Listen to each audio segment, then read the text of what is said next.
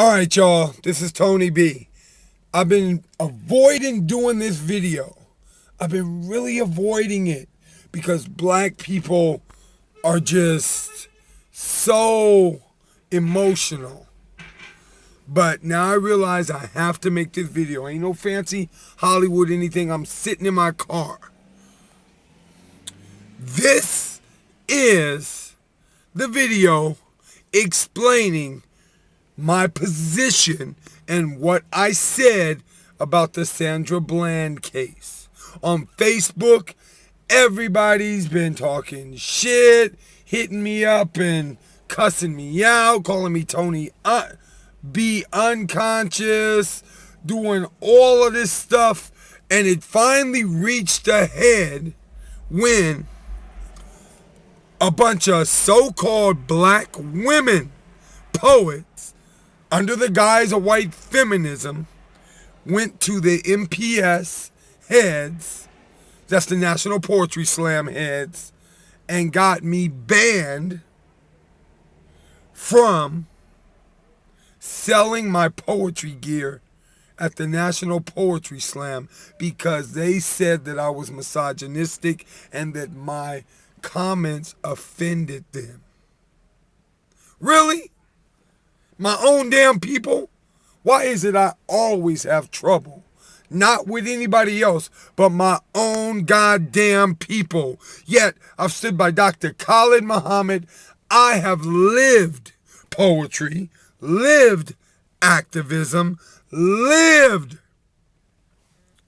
civil rights, or so-called uncivil rights, because these motherfuckers ain't civil and they ain't never gave you no rights. In the name of Dr. Khalid, white folks give me accolades all over the place. I got a damn little plaque in Berkeley for my work. I go to Australia everywhere. I get accolades everywhere, but for my own black people and my own black organizations.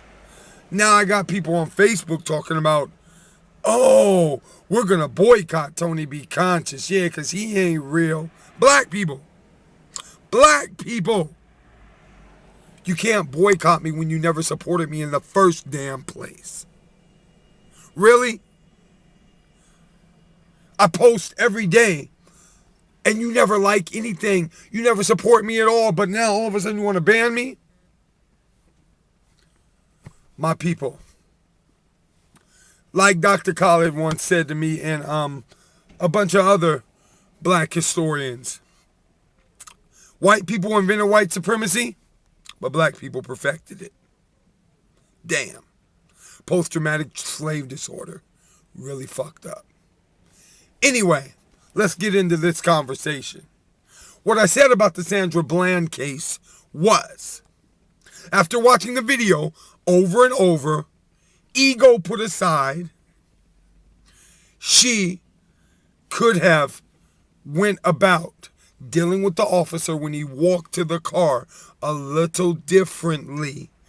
And she might not, probably would not have got arrested.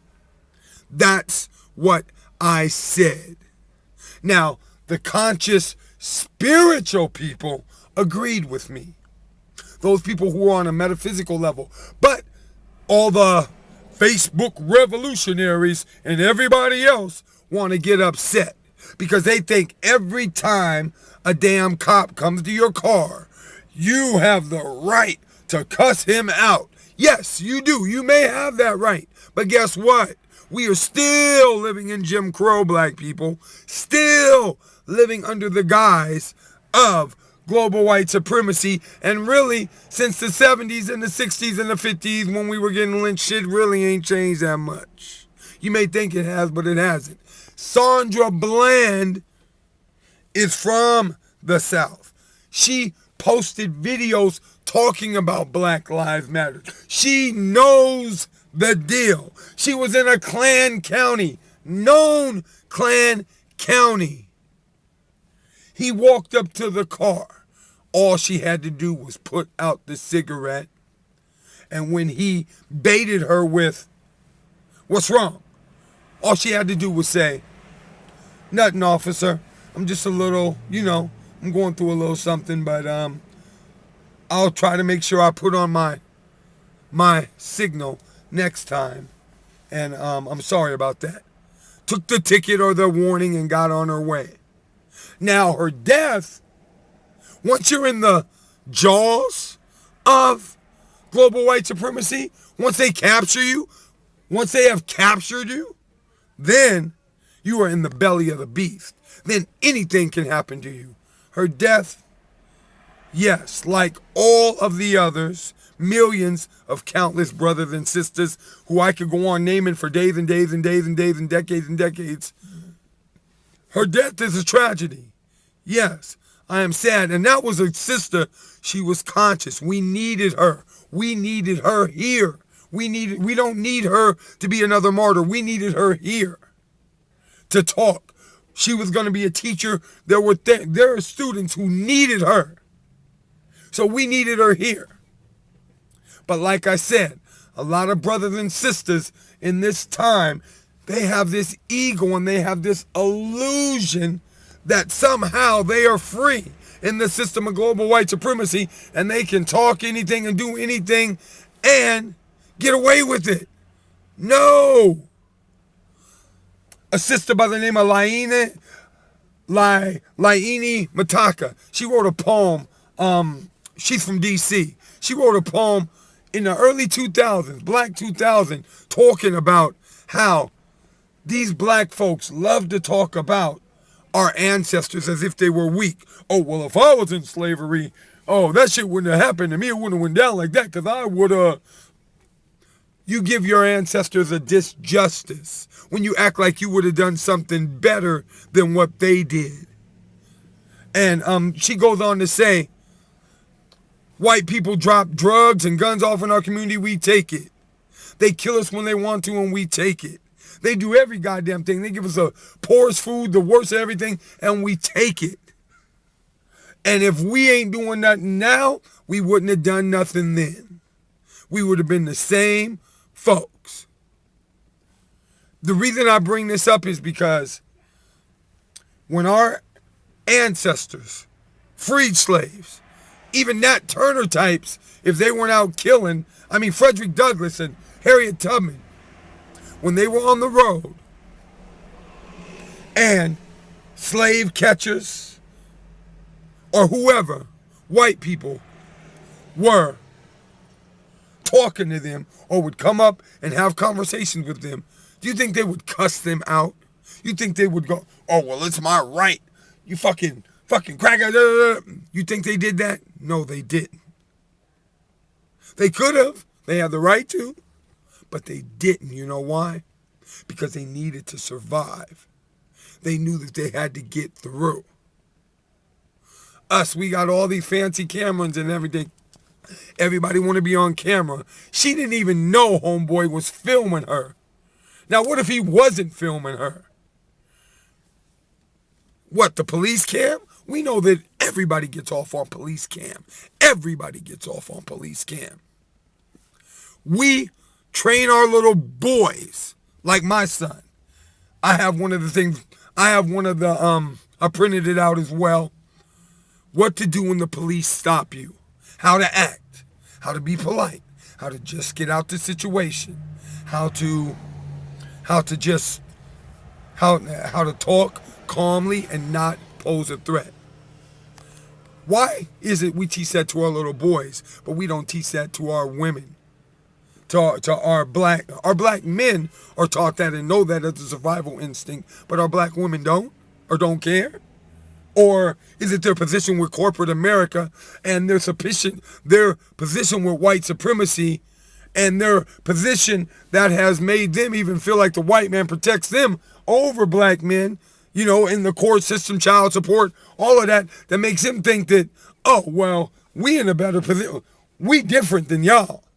Is that what it is? So you think you can be all haughty, as they say?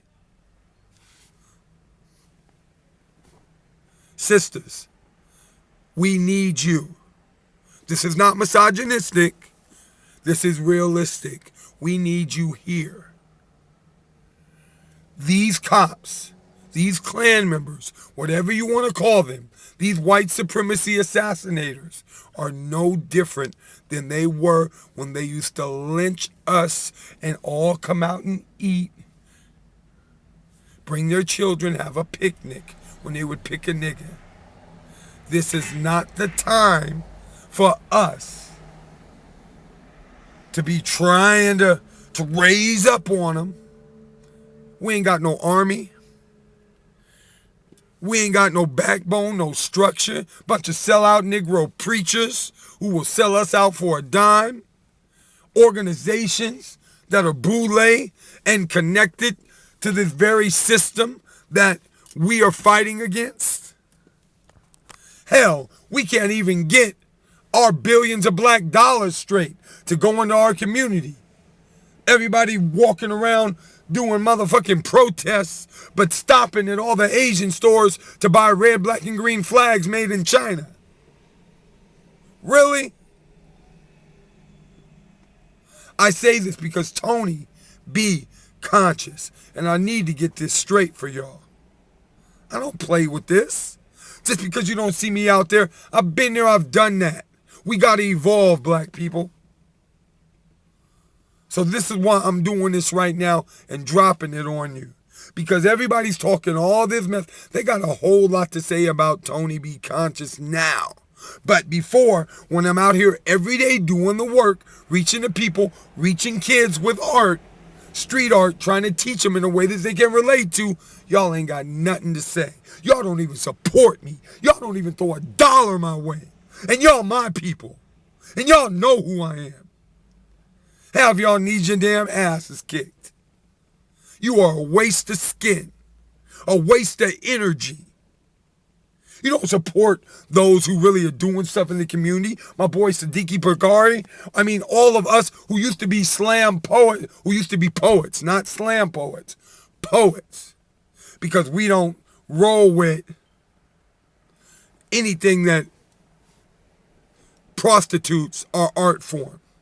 Like Amiri Baraka would have said if he was here, like Sonia Sanchez and the Black Arts Movement put down at a Black Arts Movement conference here in the Bay like 7-8 years ago when they talked about slam poetry was prostituting our art form. We are griots. We are here for our people. We are here truly to do the work. I know poets who have done poetry for over 20 years, don't have a book, ain't really teaching nobody, and definitely ain't doing none of the community work, ain't never been to any FTP, Feed the People, ain't really connecting, ain't doing nothing but on the mic talking loud, ain't saying nothing, but that's a whole nother subject. But I say this to say, we need to get our stuff together. We need to get our shit together, y'all. It ain't just about me. It ain't just about you. It's about the next generation. And that means we got to survive. And yeah, you may not like the fact that I called the shit what it was on Sandra Bland, but that's what it is. I love the sister, love her passion, but we all get caught slipping at times. And I saw something that needed to be critiqued, and I critiqued it. And I got that right. And that does not make me anti-black, does not make me misogynistic, does not make me any of that. But we need to check our egos. Black people think somehow, yeah, we've earned the right. We have earned the right to own half this country. But are they going to give us the right? We've earned reparations. But are they going to give it to us? If you think they are, you're in disillusionment. Global white supremacy is going to have to slap you upside the head before your ass wake up. We need to survive right now. We need to live. We don't need no more martyrs. Yeah, it's cool to say, okay, well, she wasn't breaking the law, so she should have been able to do whatever she wanted. We have millions and millions over generations of black people from slavery up until now, through the Jim Crow, through Reconstruction, we have millions of examples of people who were doing the right thing, who were truly righteous. We can even look at Tulsa, Oklahoma, Black Wall Street. Black people were doing the right thing, being righteous, and they still were killed. Do you know their names? How about Amadou Diallo? How about Tawana Harlan from New York? Yeah, Sandra Bland will be on our minds for, what, a month? 2 months? 3 months? 5 months. I remember Dr. Ben and John Henry Clark talking about that, about our short-term, long-term memory. We don't even remember. We got a very, very, very small memory when it comes to us in this generation remembering past. In a year, you won't be talking about Sandra Bland, and she'll be gone, still dead, and it's sad because she could have been here, and in a year from now, she could still be impacting our people. We needed her here. I love that sister's passion, but I called it what it was. And if you don't like that, well, that's on you. You can sit here in disillusionment, run out in the street, screaming Black Power, the Hegelian dialect. If you don't know what that is, look it up. They create the problem. They create the solution. They create it all. This is all part of the matrix. And while all this is happening, what are they distracting you from? And that's a whole nother conversation on a whole nother level.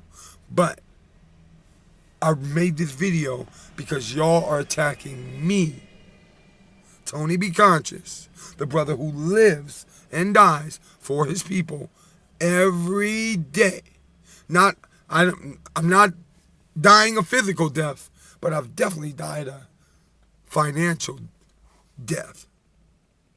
When I have to make my money, 90% of my money, off of people who don't look like me, yet I'm getting accolades by all of them, yet my own community, the ones I do the art for, don't even recognize me?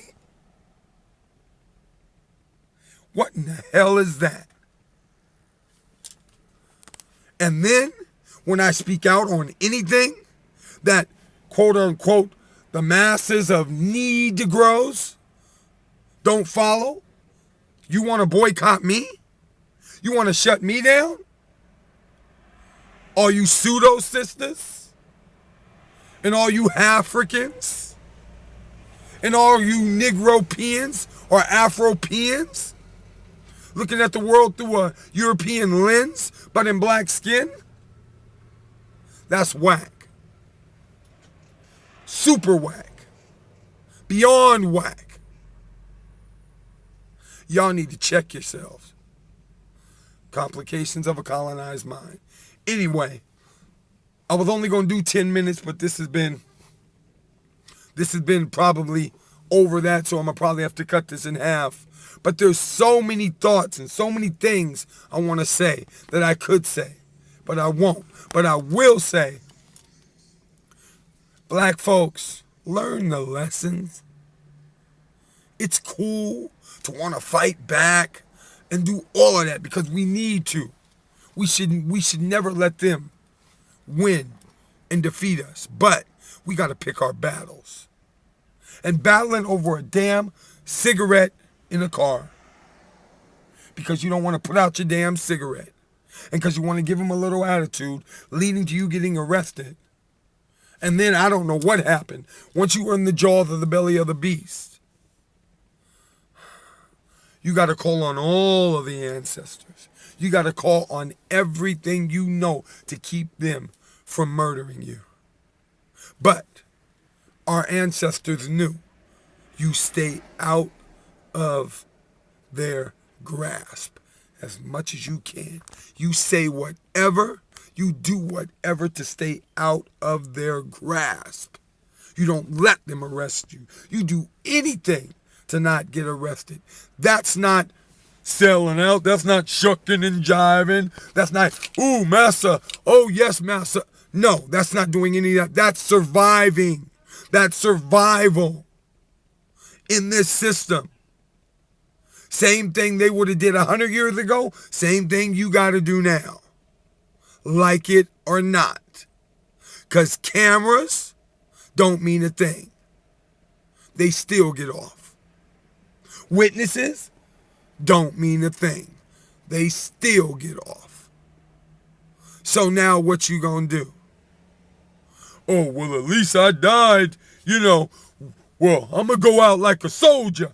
I'm gonna at least die for a cause.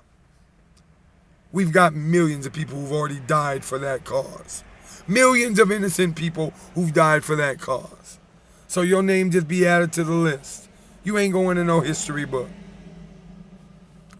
Well, you might go in a history book if I write it, or one of our black scholars. Your name might be there, but you can do a lot more here than you can on the other side.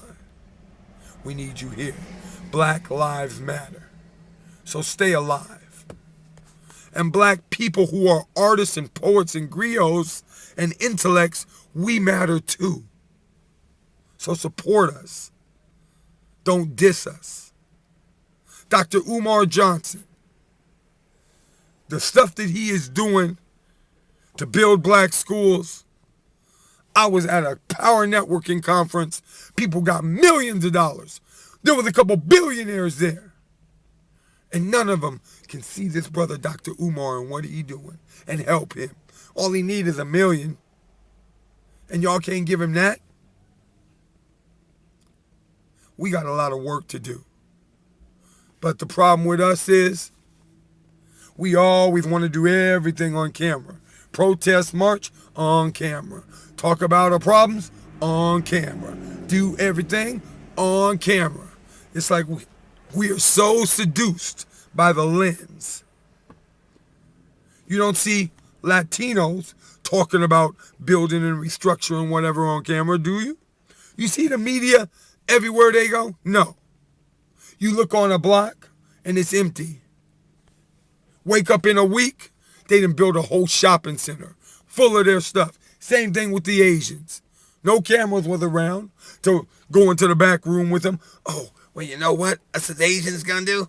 We gonna sit down. We gonna build this. We gonna pool our money. But no, black folks want to put everything out on Front Street and put it on camera. The media in the world got to know everything we doing. No, we got to get in little groups.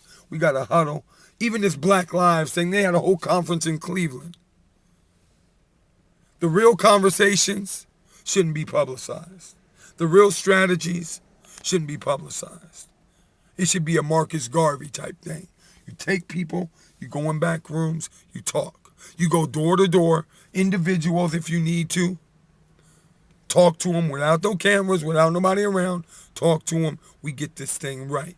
Person by person, state by state, block by block, whatever. We get this thing right.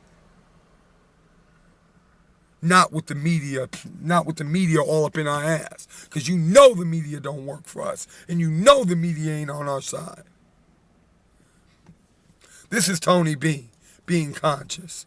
It's really whack that I can't do the National Poetry Slam this year because a bunch of backbiting, hating black women, poets, my sisters, not the white girls, not the white boys, who love my poetry gear and support me. I got some of them sending me money off season, telling me to keep on working on the poetry gear and buying stuff. Black women went to the head of the National Poetry Slam and made sure I can't sell my stuff this year in Oakland or at any MPS event. I'm not going to say their names, but you know who you are. You need to check yourself. Really, you do. Anyway, Tony Be Conscious, this is my whole commentary on Sandra Bland. And R.I.P. And yes, I painted pictures of Sandra Bland because I'm not a hypocrite.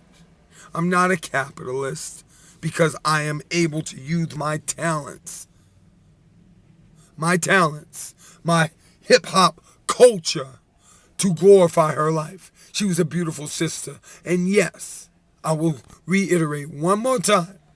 Yes, she was a beautiful sister. And yes, it is sad as hell that we lost her. She didn't need to die over no cigarette. No, she didn't. But in getting arrested, we need our sisters as trained mentally and focused mentally as us brothers are. When the cop comes up and pulls you over, when he's back there, you go inside, you meditate, you center yourself and say, I got to get out this situation.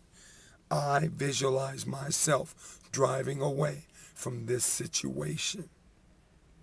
That's what we're supposed to be doing. Our ancestors were spiritual and metaphysical as well as physical. We can be revolutionary, but how you think the Haitians weren't? Think it was all physical? You got to go within. We got to fight this battle on many fronts.